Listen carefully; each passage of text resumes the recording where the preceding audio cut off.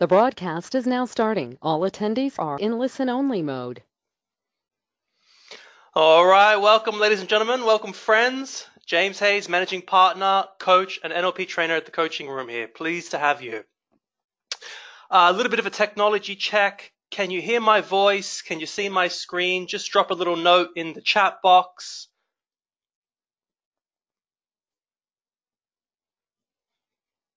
Can you hear my voice? Can you see my screen? Michelle Sykes, yes. Annie, yes. Okay, great, good. Let's get started then. Just a little quick question. Whereabouts are you in the world right now? Which city? Just drop which city are you hanging out in right now? Let's find out where we're at. Sydney? Thanks, Andrew. Brisbane? Thanks, Adina. Sydney, Carrie? Cool. Gosford? Nice. Thanks, Michelle. All right, we've got a few places. So whether you're listening to this live, whether you're dialed in, or whether you're checking out the recording, welcome. It's great to have you. Let's rock and roll, and let's get this started right away. Now, if you've ever looked at yourself and wished you were just a little bit different.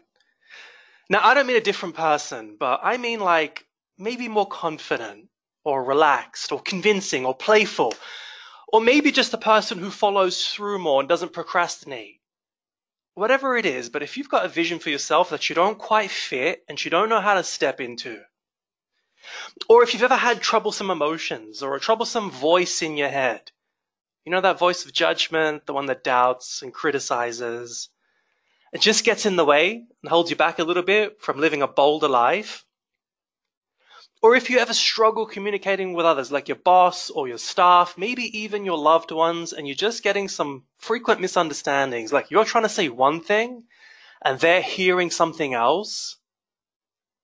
Or if you just feel like maybe there's a little bit more to life and you're feeling a little bit unfulfilled, then you're in the right place and this webinar is for you. Tonight, I'm going to give you an overview of NLP, give you a taster, teach you some of the basics and how we approach NLP at the coaching room. If this is your first time hearing about NLP, then let me give you a little quick definition. NLP is a self-development methodology. It gives people who want to be their best, and if you're on this call right now, that's you. It gives people who want to be their best the tools to run your own brain, change your thinking, change your state, your behavior, and the way you communicate. Why? So that you can go on and be more impactful, more influential, and lead a much more fulfilled life. That's what we're about here at the coaching room. Now, quick question. What would you like to change about you? If you could change your mindset and the way you think, if you could change your state and your emotions, or your behaviors and the way you communicate with other people, to be the way you want it to be, what is the one thing you would change about you? Let's get a couple of answers. By the way, if you're listening to this later on as a recording, just write down your little answer on a piece of paper.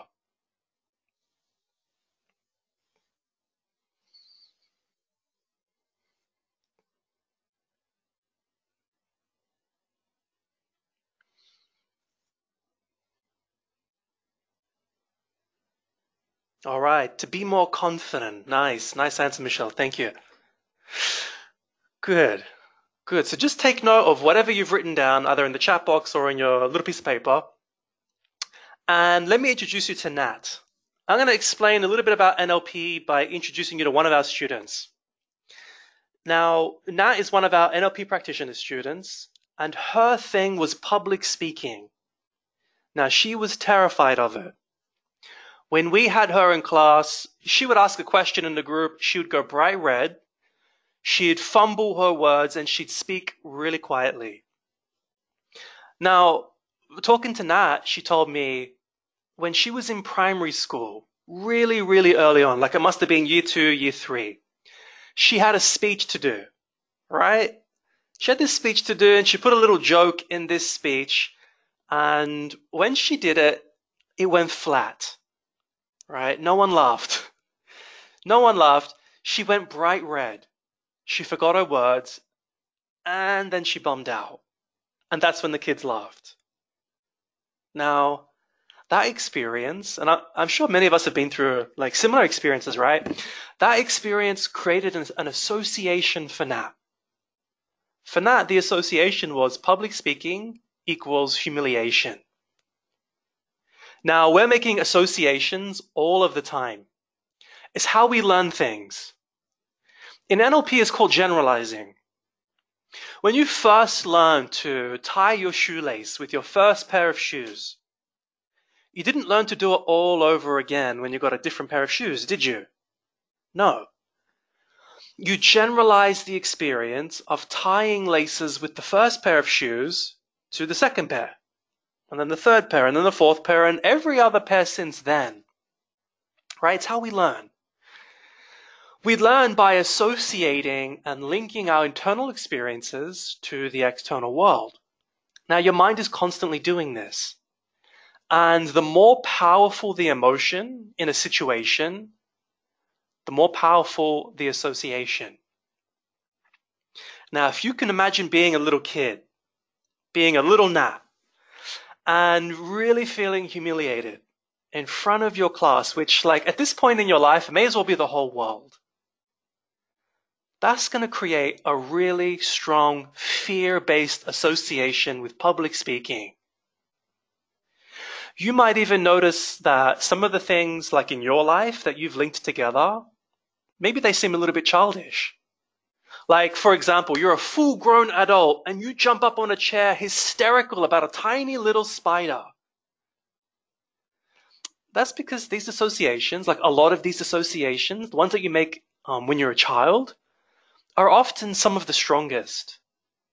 Because when you're a kid, like when we're young, that's when we're the most fragile. That's when we're the most emotional and the most sensitive. Now, you might already know this, but we're emotional creatures, human beings. And we don't make decisions with our rationality. We make them with our emotions. Decision making happens in the like limbic part of the brain, right? Which is where the emotions are. Not the rational part of the brain, which is the neocortex.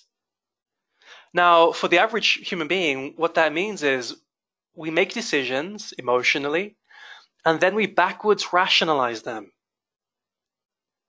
For you, that means that these associations, like if they were painful, well, whether they were painful or pleasurable, you probably created a story in your head about them. Now, if they were painful, the story in your head is going to help you avoid that situation. If it was like pleasurable, the story in your head is going to help you move towards them. These stories, over time, they become beliefs. And beliefs become self-fulfilling prophecies. Now, when you're a full-grown adult and someone tells you to get up and speak, right? If you're like Nat and you've got an association with public speaking, the story in your head is going to kick in. And you're going to be sat there starting to say things like, uh-oh, everyone's watching me. Everyone's going to judge me. This is going to be terrible. Don't do it. Right? All this self-talk's going on. And along with this self-talk, all of these emotions that you've associated with it are going to come rushing back. Embarrassment, humiliation, fear. Now imagine you're sat there in a group, maybe you're at work, about to give a presentation, and you've got all of this going on inside your head. Now, if you get up to do your speech or your presentation with all of that crap running in your head, what's going to happen? Like, you're probably going to fumble it. You're probably going to stuff it up. It's probably not going to go real well. And then afterwards, you're going to say to yourself, see, I'm a terrible speaker. I knew that wasn't going to happen. But here's the thing, right? All of that stuff, it happened before you even got up to say anything. All of that story, all of that belief is just perpetuating the same association, the same feelings of embarrassment, humility, all of that stuff. And this, by the way, this is happening in like a nanosecond. So this is how these things become self-fulfilling prophecies. That's the bad news. I'll tell you the good news in a sec. Before that, quick question. Which situations do you hold yourself back from? maybe like overly so. Maybe it's public speaking. Maybe meeting and talking to new people. Maybe it's selling, or it could be saying no. Maybe it's confronting others and telling them what you really think. What's the biggest one for you? Go ahead, take a minute. Gather your thoughts and jot a few things down. And you can drop them in the chat box or on a piece of paper is fine too.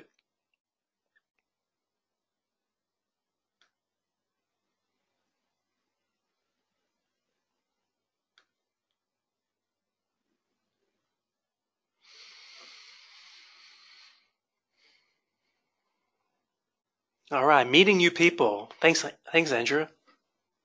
Meeting new people again. Michelle, nice one. For me, when I first did this, it was, I didn't mind meeting people face to face, but it was calling people on the phone. Like in business, if I had to do some cold calling or just calling people I didn't know, for me, that was like one of the uncomfortable things. So just note down, what is the thing for you? What is the thing for you that, like that voice inside your head is telling you not to do, even though maybe it's a good thing. Maybe it's probably like it's great for you, but there's an association there that's in the way. So that's the bad news. The good news is you not only create painful associations, but you also create enjoyable ones. Exciting ones, enthusiastic and confident ones. In fact, there's probably some stuff that you can do already really, really well. And when you think about doing it, you've got all sorts of good feelings and some really positive self-talk in your head. I mean, it could be public speaking. For you, maybe that is just something, you're just a natural. You just do that really well. Right? Networking. Right, cool. There's going to be things you can do really well because you've got these positive, warm associations with them. That's the good news. Here's the better news. These associations, like, they're not real. Public speaking, networking, cold calling, meeting new people, like these things are neither scary nor joyful. They're just behaviors, right? They're just things. They're just behaviors. Now, whatever your habitual state of mind is about it, that state of mind, that habitual state of mind is just a learning. That association is just a learning. And the good thing about learnings is all learnings can be learned anew. All associations can be remade. And that's one of the big pieces about what NLP is really about, right? Now, I'm guessing this isn't news to you. I'm guessing you've already had this happen before. Maybe something in your life used to be scary, but now it's a piece of cake for you. If you've ever experienced something like that, and I'm going to guess everyone has, then you've changed what it means. Whatever that thing was, you've changed what it means to you. And because you've changed what it means, you've changed how it feels. And now it's associated with something else, something much more empowering. That's what NLP is about. That's what NLP does. It gives you the tools to do that consciously, to do that powerfully and with speed, so that you don't have to wait 10 years or more, sometimes lifetimes, and hopefully outgrow something. Right? NLP is about giving you the tools to take back control of the way that your mind and your emotions are coming together when you're in different situations and different events. So, back to Nat. Now, Nat, on our NLP practitioner course, the big thing that she focused on really changing about herself, I mean, apart from learning all the skills and whatever, the big thing that she changed was her relationship to public speaking. And she went about it in a very specific way. She changed her mindset from everyone is judging me. Yeah, everyone's watching me, everyone's judging me, to something a little bit more exciting for her. Everyone's paying me attention. Right? Everyone's judging me to everyone's paying me attention. I got the limelight, I got the spotlight, and everyone's giving me their ears. And she changed the emotional association from embarrassment to excitement. Now, this was about a year and a half ago. Last year, Nat got up and volunteered to run a one-day workshop with me as a guest speaker, and she killed it. Now she's decided to become a speaker, and actually in October, you can meet her at the 8-day NLP practitioner course as a guest training if you come to that. So, quick recap of NLP. That little case study is a great example of what NLP is all about. It's the study of how to change your subjective experience so that you have empowering associations, so that you've got empowering thoughts and feelings about the situations in your life that really matter to you. When you're successful at doing this, everything changes. Right? Think about it. There's always going to be challenges in your life. But these aren't what stop us. What stops us are our emotions. What stops us is the voice inside our head. The one that fills us up with all kinds of doubts and negativity. If you learn NLP, for sure, you're still going to have challenges in your life. But imagine meeting them with enthusiasm, excitement, boldness, and follow through. That is like the key benefit. That is the key value proposition of really learning this kind of methodology. So, I've been saying a lot, I've been speaking a bit. Quick pause. Let's have a question. How would your life be different if you still had challenges in your life? And of course, you're still going to have challenges in your life. But you had much greater influence and control over the attitude, over the mindset, over the state that you bring to those challenges. What difference would that make to you? Wow, I like it. Nice. Nice one, Michelle.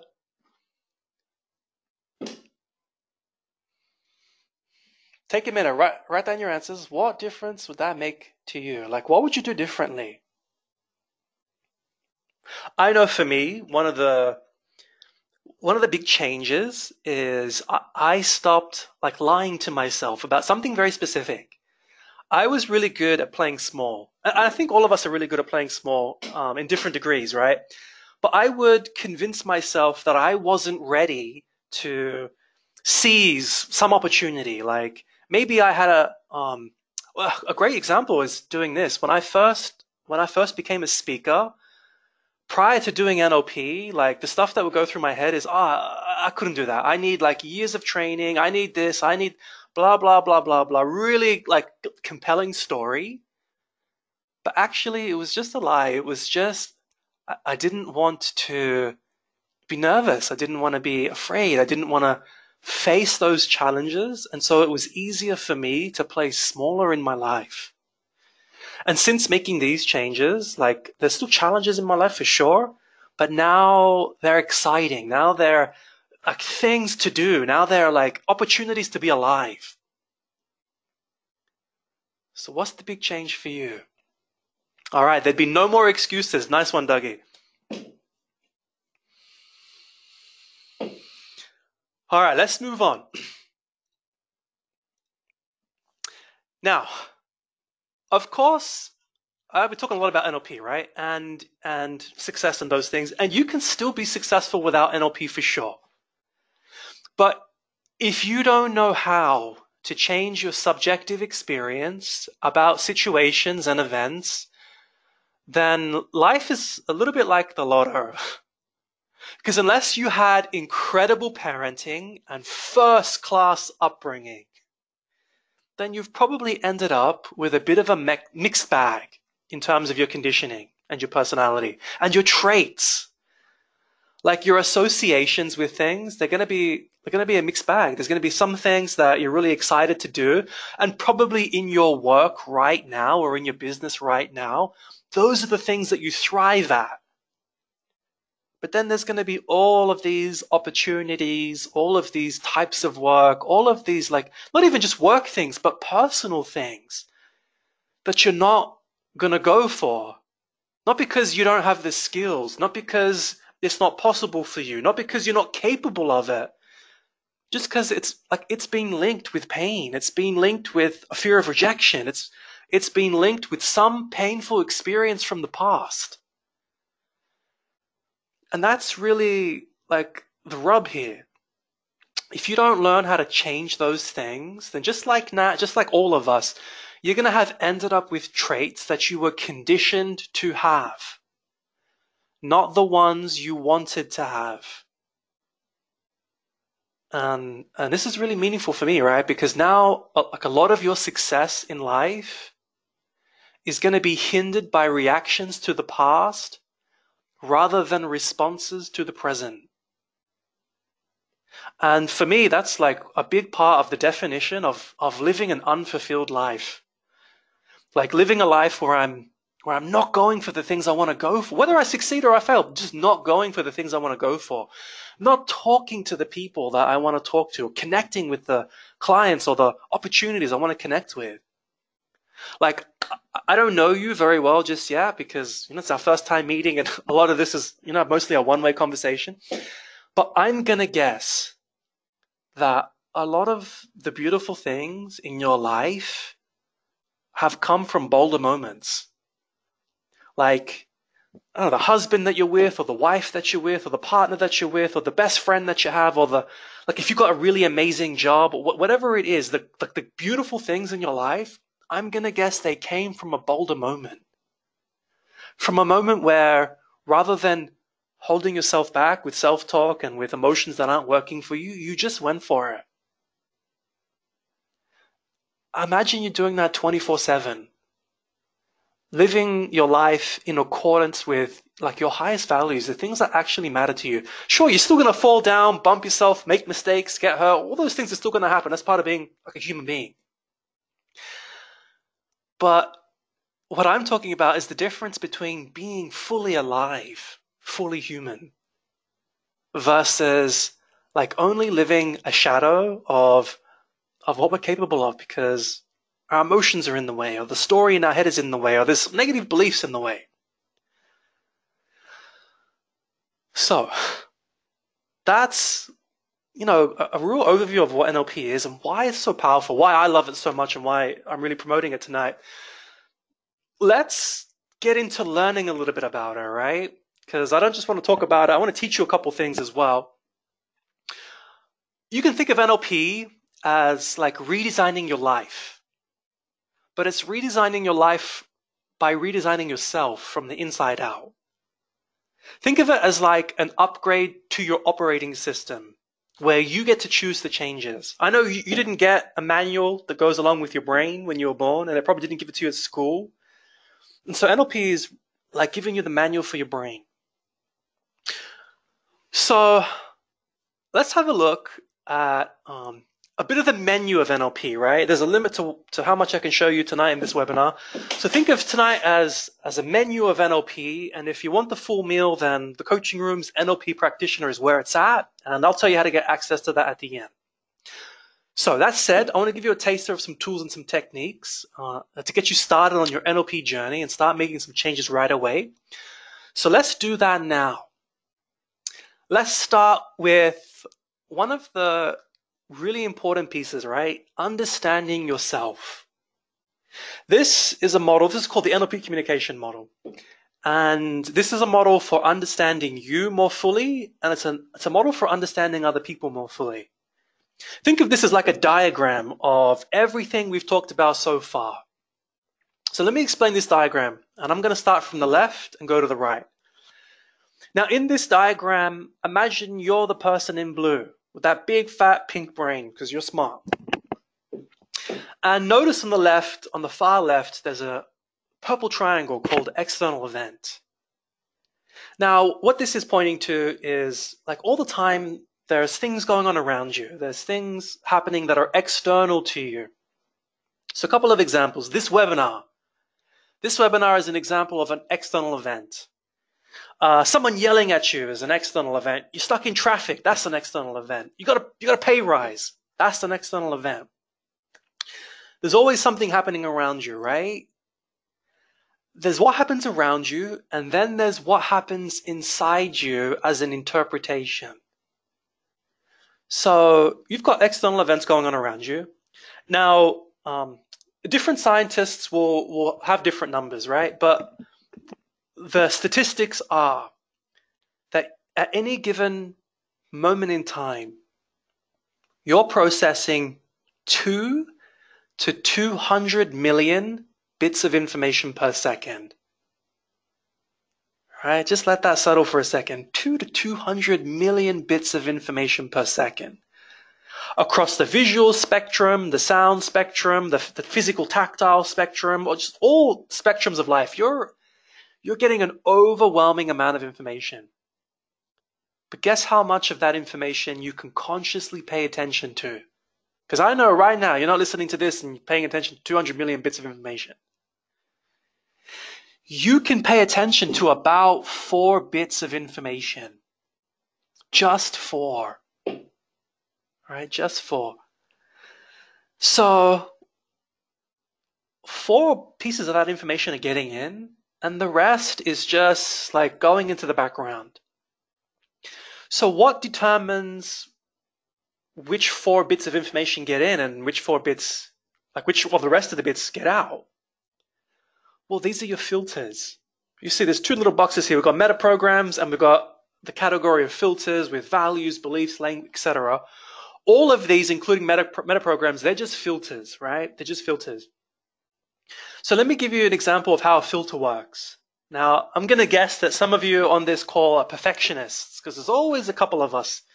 I'm a recovering perfectionist myself, right? Now, imagine this is a true story. Imagine I'm like 7 years old, 8 years old, and I go to school, and school's great, and I come home and I bring home a report card. And on my report card, I get 9 out of 10. And my parents say to me, oh, like 9, that's okay. That's good. But you're smarter than that. You can do a lot better than that. What happened to the 1 out of 10 that you didn't get? What happened to the 1 out of 10 you didn't get? Now, as a little kid, there's 2 numbers in front of me. There's the 9 and there's the 1 I didn't get.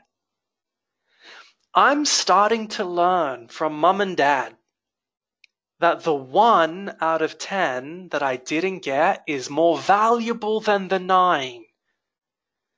Maybe next week or next year or whatever it is, I come back with another report card and I get a 10. Wow, I got a 10. And I show mum and dad give me a high five and lots of love, and they pick me up and they hug me, and it's like I'm getting all of these good sensations, all of these good feelings associated with 10. Now I'm learning even more that 10 out of 10, like even that 1, it counts, right? Maybe next time around I get a 5 out of 10, and now my parents don't seem very happy at all. Now they're saying, wow, 5, like, is that it? What happened to the 5 you missed? What happened to the 5 you missed? If you can imagine, as a young child, particularly with these emotions running, I'm starting to associate the 5 or the 1 out of 10 that I didn't get as more important than the ones that I did get. More important. And now it's starting to become a link, it's starting to become an association, it's starting to become a belief. The 1 out of 10 matters. The 1 out of 10 matters. It's not good enough unless it's 10 out of 10. In fact, I don't really feel good about myself unless it's perfect. Now I'm forming this belief, and this belief, all beliefs, all values, all decisions, they become filters. Now fast forward like 20 years and I'm a full-grown adult and I'm doing a presentation, I'm doing a thing, and everyone thinks it's really good, and they're high-fiving and they're clapping at the end, but you know what? I'm walking out and thinking, it was okay, but it could have been better. It could have been better. And if this is a filter in my life and it's a really strong association, these are what we call metaprograms, a really strong metaprogram, then guess what I'm going to start feeling like in my life, even if I am at the top of my game.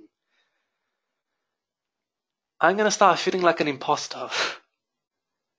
Like imposter syndrome, if you've heard of imposter syndrome before, it's when really top performers just are constantly wondering when people are going to find out that they're not as good as everyone thinks that they are. And if you've ever said that to yourself, then you've got a perfectionist meta program running. And all of that is just it's just a link in your head, it's an association. Right? So these filters, these associations that we make, these beliefs, they generalize, they distort, and they delete information. Remember, I can only pay attention to 4 bits of information per second. So let's look at public speaking, right? Let's say I believe I am a terrible public speaker, and I've got a worst case scenario filter in my mind, like metaprogram in my mind. Then here's what I'm going to do to confirm that belief. First of all, I'm going to generalize it, right? Which means there's probably like 2 or 3 times or 4 or 5 times where I've done a bad speech. And I'm going to generalize that to every single time. Yeah. I mean, if you look at the belief, I'm a bad public speaker, like that is basically suggesting that every single time you open your mouth in public, you're bad. It's going to go wrong. So it's a huge generalization. It's also a distortion because it's not true. Anytime you're with a friend at a cafe having a conversation, you're speaking in public. In the training room at the 8-day NLP practitioner, like we've got heaps of people in the group, and a fair few of them will be afraid of public speaking, but they're not afraid of public speaking. Most of them aren't anyway. When they're asking questions in the group, it's only when they stand up and they kind of stand at the front of the room, suddenly they got a problem, right? But when they're in the group just asking questions, it's not a problem. So they distort information. And they delete every single time, like they've done a good speech. It's gone well. Right? So we generalize, we delete, we distort information. And this is how we get confirmation bias. Right? And if I've got this perfectionist belief running inside my mind, or this worst case scenario public speaking belief in my mind, then when someone says, hey, we're all going to do a presentation in the next 5 minutes, and I'm sitting in that chair, there's very specific movies and scenarios going to be running inside my mind, right? They're going to be worst case scenario movies or perfectionistic movies where I kind of did okay, but I really could have done better. And like you can think of just regular thinking as playing a movie inside your mind. Whenever we think in visuals, we think in sounds, we talk to ourselves like there's a movie playing in our mind or a story running in our mind. And the story or the movie running in your mind, that's what affects your state of mind. If you're sitting there like someone's asked you to do something and you start thinking about everything that could go wrong, and you start telling yourself that it needs to be 10 out of 10, it can't be anything less, and then you start adding to it things like everyone's going to judge me if I get this wrong, you're going to start to produce a very anxious state of mind. This is going to affect your physiology, a little blue box underneath state of mind, right? Because when you're anxious, it's not just a mental thing, it's actually in your body. You've probably got butterflies in your stomach, maybe there's some tension in your shoulders, like you're really feeling it. And with all of that like movie in your mind, and with all of that state in your body, your behavior, your response is going to be like compromised. It's one of two things. Either it's going to be compromised because you've got a really terrible movie running and some really disempowering states, or your behavior is going to be absolutely excellent because you've got a really empowering movie in your mind and you're feeling really like strong states of confidence or motivation or enthusiasm. So this is a little snapshot of you right now. This is how you work. This is how other people work. Right? If you really want to understand like why someone's doing something crazy or why they're feeling what they're feeling, these are the like things to look at. You can think of state and behavior as the output. Everything else is the input, right? The filters, the beliefs, the movie mind, those are all inputs. If you want to change your output in life, if you want to change your performance, you need to change the input. And that's what NLP is about. It's about learning how to change each and every one of those inputs. Learning how to change your beliefs. Learning how to change your meta programs, your values, the movie that plays in your mind. Learning how to get your body involved in changing your physiology. Now, there are some really powerful techniques on how to change those inputs so that you can get a different result. We're going to play with some of those things tonight. We're going to play with some of those things in this webinar so that you can like start to experience some of this yourself. So, let's do the very first one. Changing your state. You got a little overview. Let's do a little demo. Now, one of the foundational competencies of NLP is being able to change your state. Now, what is your state? I keep mentioning state. State is just shorthand for state of mind. You can think of your state as being your mindset plus your body plus your emotions equals your state. Now, why is state so important? Well, if you feel good about something, you're probably going to do it. And you're going to do it a lot better and a lot more powerfully than if you're afraid, nervous, angry, or some other inhibiting emotion. Think about it for a second. What is the biggest determinant on how your life goes? Right, in fact, that's a great question. Just take a second to think about that and drop some of your ideas in the chat box and write some of those down. What do you think is the biggest determinant on how your life goes? I'll give you a couple seconds to have to think and jot a few things down.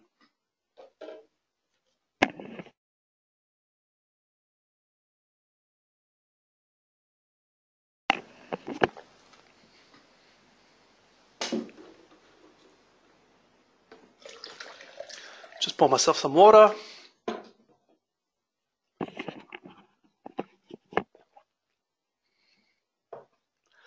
All right, we've got a couple of answers here.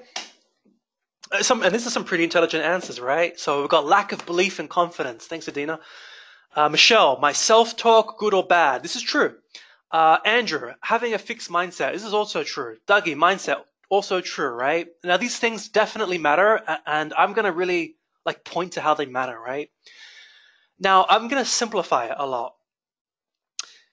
The biggest determinant in your life on how things go, and I'm talking about the things you actually control, right? I'm not talking about whether you inherit millions of dollars or win the lotto or things like that. Just of what you control. The biggest determinant on how your life goes are the decisions that you make. The decisions that you make and the decisions that you don't make. Right? Makes sense, right? If you go for opportunities, probably you're going to get some opportunities. If you don't go for any, you're definitely going to get zero. So the decisions that you make have the biggest influence on how your life turns out. So what has the biggest influence on your decisions then? Well, it's your state, right? And a lot of your answers include state, right? Mindset is a part of state. Your self-talk is part of state. So state has the biggest influence on your decisions. Think about it. When you're overcome by greed, do all of your decisions change? Oh, of course they do. The stock market is like the place where this happens 24/7. And the casino and in economics generally, right? Now, what about when you're overtaken by fear? Do all of your decisions change? Oh, absolutely. What about when you're overtaken by love? Do your decisions change?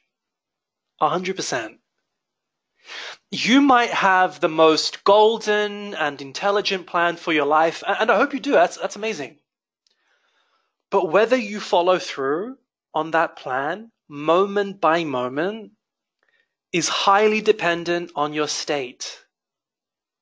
Remember, we don't make decisions in the rational part of our brain. We make them in the emotional part. So getting control of our state is getting control of our decisions, is getting control of our life and our quality of life. So that's why state is so important. So let me do a very simple, right? There's a lot of really advanced and powerful techniques in NLP. I'm going to show you some of the real simple stuff that you can use right away to really understand what the lessons we're sharing and start applying in your life without a lot of teaching, because I want to give you a lot of value immediately. So let's do a changing state exercise. Now, I want you to write down out of 10 how motivated you're feeling right now. Just drop it in the chat box, or if you're listening to this as a recording, just write it down on a piece of paper. It doesn't matter what the number is. We just need a benchmark. Make sure it's out of 10. So it could be 5 out of 10, could be 10 out of 10, could be, whatever it is. 6 out of 10, 5. Cool, Michelle. 6, 5, Adina, 6. Thanks, Kerry. Good. So just note down your number. Good. We got a lot of 6s. Thanks, Andrew. 7, Dougie. Cool. All right. Now, we're going to go for demotivation first, and then we'll go for motivation, right?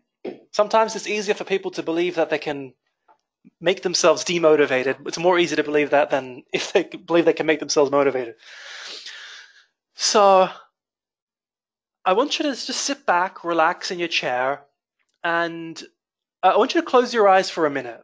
You can open them at the end. I'll tell you when. Just sit back, close your eyes, relax. Now, I want you to imagine, what would it be like? What would it be like if you were at your most demotivated? Really the dystopian ideal. Your most demotivated. If you've ever been super demotivated, go ahead and remember what that feels like. Really get into the body of demotivation. How do you carry your body when you're demotivated? Slump your shoulders. Slide right back down and into your chair, almost like you're going to sleep. Put a frown on your face. Really get into the body of demotivation. Now, let's get into the mind of demotivation, right? What is some of the stuff that you say to yourself when you're really demotivated? What's some of the stuff that you say inside your head? Go ahead and just say that stuff inside your head right now. Man, why is this so hard? Really get into it.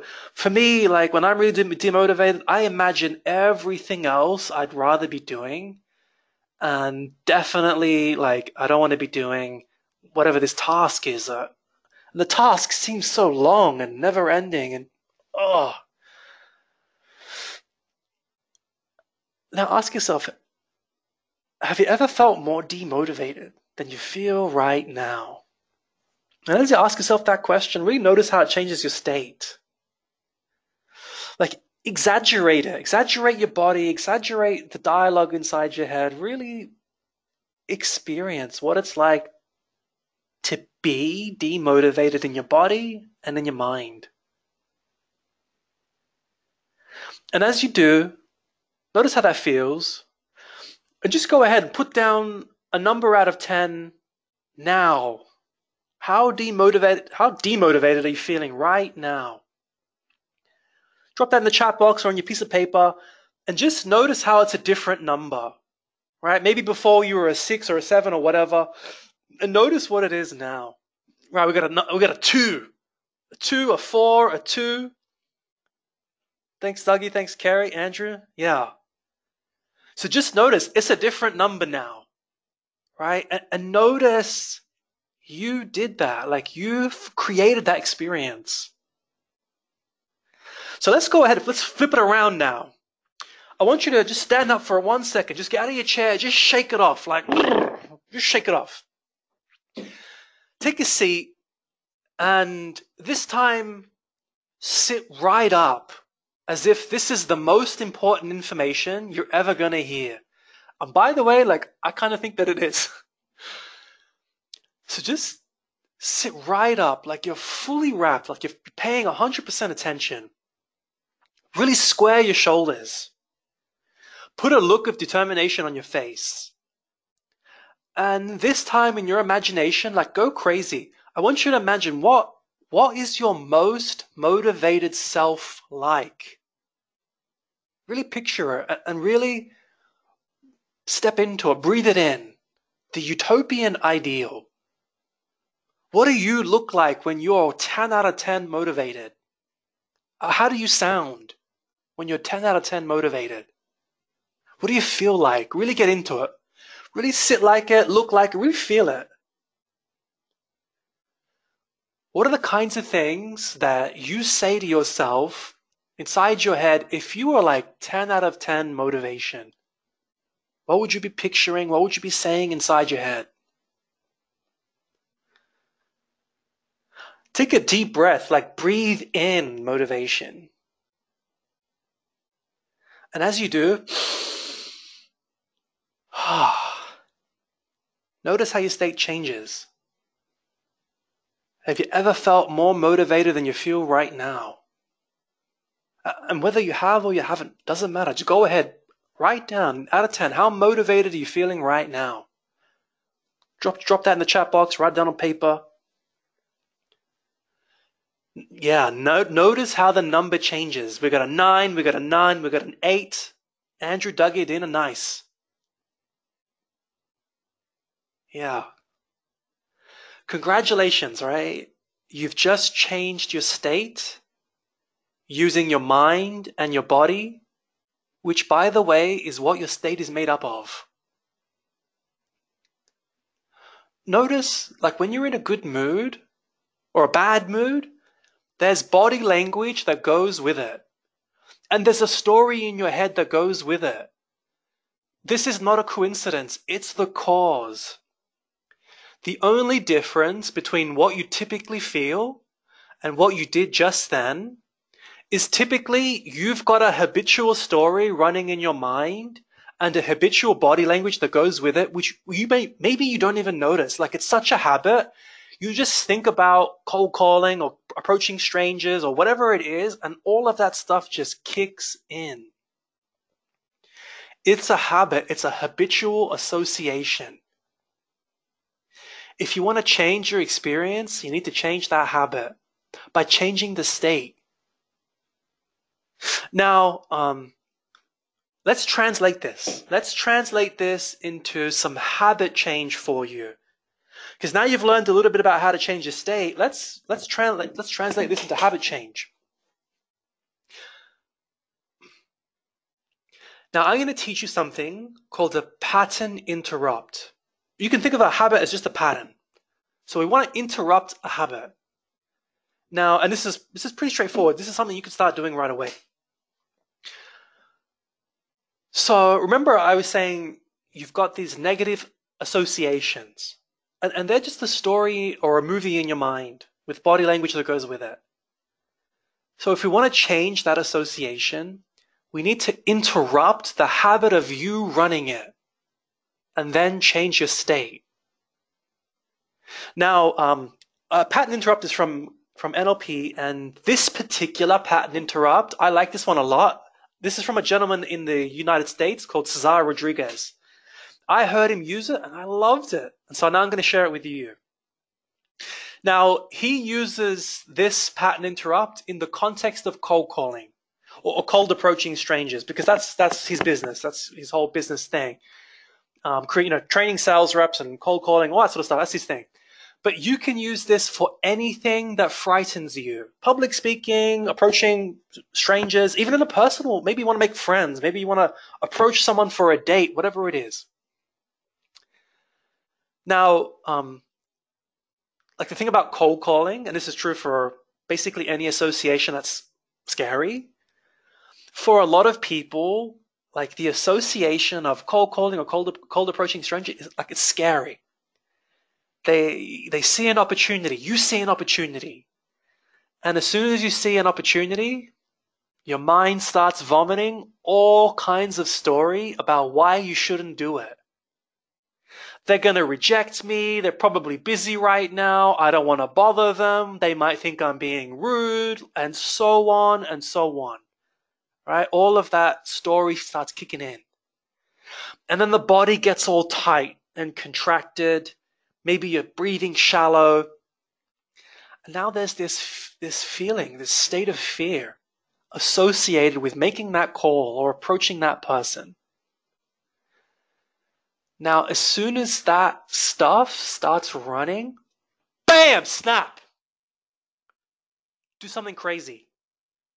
Do something crazy to break your state. Maybe clap your hands really loud, or click your fingers, or do something or say something that really jolts you. Like if you just got jolted just then, that's good. Like imagine if you were having a conversation with someone and I came up behind you and snap really loud. You're probably going to get jolted. You're probably like your train of thought suddenly you can't even remember what you were saying. That's what we want. We want an experience where like you're jolted. Now, we can take this a step further.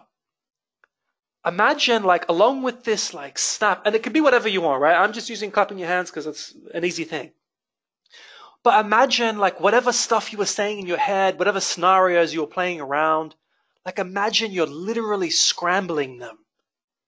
Like have you ever seen a vinyl record, like one of those old records where they play music, big fat discs, and they put this little pin on the disc and then it starts playing music? Like imagine just scratching the record. Imagine doing that to the thoughts inside your mind, just for like a second, 1 second. In the moments after, right, there'll be some silent moments after. Ask yourself a question. Your mind, it can't do two things at once. It can't spew self-doubt all over you while simultaneously answering a question. It can only do one thing at a time. One of the fastest ways to change how you're thinking is asking yourself a question. All right, so ask yourself a powerful question. Now, the question Cesar asks is, what would I do if I was 10 times bolder? What would I do? What would I do if I was 10 times bolder? Ask your mind a question, it immediately looks for an answer.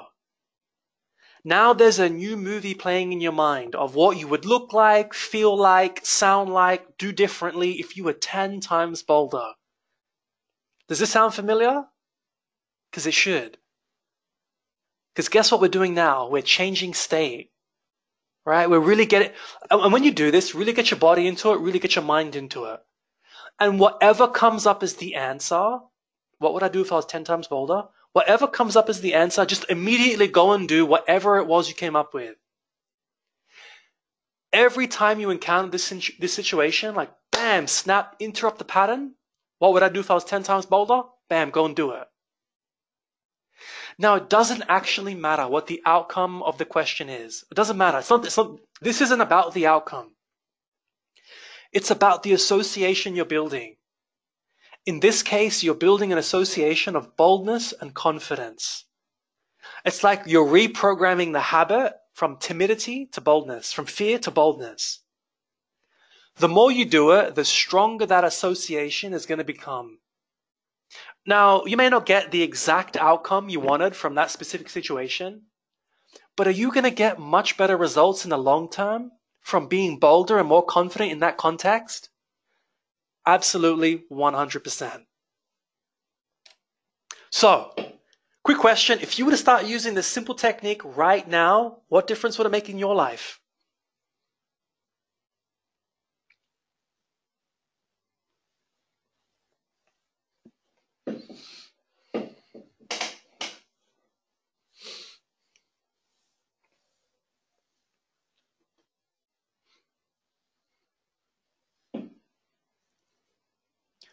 Go ahead, write whatever your answers are. Write them down, put them on your piece of paper, and just acknowledge it for yourself, right? Increase productivity. Nice, Dougie, yeah. Get more done. Nice. It would reset my thinking and stop the overthinking. Cool. Thanks, Andrew. Michelle, cool. All right. Very cool. Let's move on and teach you one more little technique. Now, we've talked about changing your state and interrupting the pattern. I want to give you some very light reframing, right? This is challenging the story inside your head. Now, reframing is one of my favorite subjects in NLP. It's all about changing your thinking and really helping other people change their thinking. I'm going to do some very light reframing with you right now. I want you to think about something you believe, right? What is something you believe that is self-sabotaging belief? Like, for example, a lot of people have a belief about their value. Yeah? Like, finish this sentence, and you don't have to put this in the chat box. You can just put this wherever you want, right? I am only valuable if ... Finish that sentence. For some people, I'm only valuable if I make a lot of money. I'm only valuable if I'm famous. I'm only valuable if I have a house, I have kids, and I have a picket white fence. I'm only valuable if my parents approve. I'm only valuable if I get 10 out of 10. Or if every single person on the world thinks good things about me. Whatever your belief is, I want you to represent it on the inside, this belief, so that you can look at it.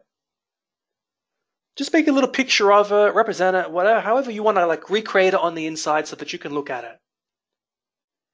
And I want you to move the image of this belief further away, move it right off into the distance.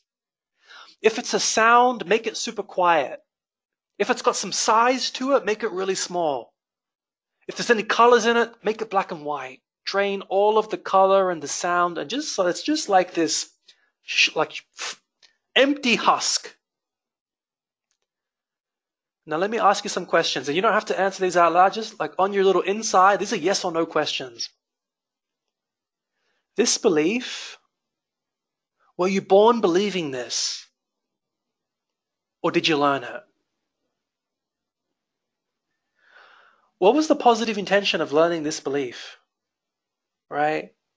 If I believe I'm only valuable if I make a lot of money, then probably the positive intention for me about that belief is I want to be loved. And I'm trying to be loved through this belief. Now the question is, are you getting it? Is this belief achieving its intention? Is it working the way you want it to? Is it getting the result? And if not, isn't that interesting? Is this belief true about everyone or just you? And if it's only true about you, isn't that interesting? Does this belief result in good consequences for you? Does it enhance your life? Does it make your life a party? Would you recommend this belief to other people? If you've got kids, would you gift this belief to your kids? To your nieces and your nephews? Now, there were probably some experiences that led up to this belief, right? I want you to imagine for a second, if you didn't experience those experiences that made you form these conclusions and this belief, if you didn't experience them, and then later on, this week, as a fully grown adult, you experience those same events, would you form the same conclusions? And would you create the same belief? And if the answer is no, isn't that interesting? And so here's my final question for challenging the story. Given all of the insight from these questions, is this belief still worth believing? Now, every time you said no to one of those questions, you're accessing a state of disconfirmation. The word no is a state. It's a state of disconfirmation. The more and more you're disconfirming a belief, the less believable it's becoming. And then it's just a story, it's not a belief anymore. And then it's just some thinking, and then it's just an idea. You know what? And then ideas are just ideas. They come and they go. They're not something I'm going to run my life by. So there's a real lightning overview. There's some very light reframing, but if you have genuinely got a belief it's not working for you and you follow through with some of those questions I asked, that's going to start to undermine that belief. A little bit like Inception, right? Allow that into your head and it's going to pull the weave of the fabric undone. Cool. So relax. Congratulations. You've just learned several simple, effective approaches to some of the fundamental competencies of NLP. Understanding yourself, changing your state, changing your habits, and changing your mindset. Now, guys, this is just the tip of the iceberg. We haven't even gone into how to use NLP to communicate with more influence and clarity, connect more fully with others, change other people's states, or some of the more advanced and powerful techniques, right? But you've definitely learned some of the simple and effective keys to changing your habits and state so that you can be your best. If you put this into practice, you'll get results. That's the good news. Now, there's some bad news too. The bad news is this. Let me tell you about some of the bigger challenges you're going to face. You'll be back at work tomorrow morning, and the phone's going to start ringing. You'll be swept back into your routine. You're going to forget most of what I've said here today. Life will get in the way, as it always does, and you're probably not going to implement. You're excited tonight, which is great, but tomorrow you'll just be slightly interested. On day 3, you'll be overwhelmed, and by day 4, you're probably going to have forgotten everything I said, and nothing new will happen. If you want to make some serious changes in your life, our 8-day NLP practitioner is the vehicle to do that. So let me tell you a little bit about that so that you know what it's about, when and if you're ready to make some serious changes in your life. Now, the reason we run the 8-day NLP practitioner program at the coaching room is because we keep seeing, and by the way, I include myself in this, right? We kept seeing people being held back, not by actual circumstances, but by the unnecessary struggle of all of the nonsense that goes through our heads. Living a fulfilling life is not about the circumstances happening around you. It's not about the money that you've got. It's not about the promotion. It's about what goes through your head, your heart, and then through the actions that you take. Your quality of life isn't about what you have. It's about your state experience of the life that you're living. To be in control of your quality of life, the things you need to fix or work with or change are your mindset, your emotional associations, your beliefs, and then second, your behaviors and your relationships. This program is going to enable you to change how you think, feel, change what you believe about yourself and the world so that you can act boldly in your life, have greater impact and influence, and connect on a much deeper level with others. On this program, we focus on 4 main areas of content: understanding how you and others tick, changing yours and others' mindset, state, behaviors, and habits, communicating with influence and clarity, and getting better rapport and relationship with others. Right? That's what we focus on. How do we do that? You're going to spend 2 4-day parts. 2 4-day parts with us face to face, totaling 8 days together with a couple of weeks break in between each part. Usually, or almost always, we go Thursday, Friday, Saturday, Sunday, a couple of weeks break, Thursday, Friday, Saturday, Sunday. Once you've done your prac, and by the way, it's my favorite program, you get to join our monthly face-to-face practice groups hosted by me. You get access to our private Facebook community where we share resources and tips. And you get to revisit any of the NLP practitioners we run each month after completing your one at no additional expense. And by the way, you get to access recordings of the entire program online. So that not only do you get to experience the practice groups and the pracs and all that face-to-face magic, but you get to fine-tune your learning at home.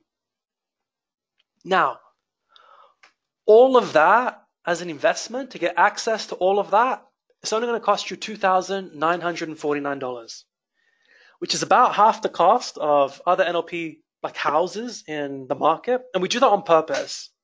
We want to reach as many people as we can reach because we really believe in what we do. Now, we've got some interest-free payment plan options available. We can talk about those. And additional 5% upfront, 5% off discount for upfront payments. Now, could you read some books and watch some stuff online, maybe figure out through trial and error how to do some of this stuff on your own? Like, yeah, I think you could, right? Like, I could read a book on how to do martial arts, and I'm going to get some value out of it. But it's not the same thing. Like, two things are going to happen. Best case scenario, you're going to do an amateur job of it, and you're not going to get the same results. Which really leads into the second, which I think is the worst thing. You're going to waste a lot of time. Doing the 8-day NLP practitioner program is about you being your best now. Not in 5 or 10 years, right? We want you to be living a fulfilling life now so that you can get all of the compound benefits of seizing opportunities with your best game now. Because like, we're not here forever, guys.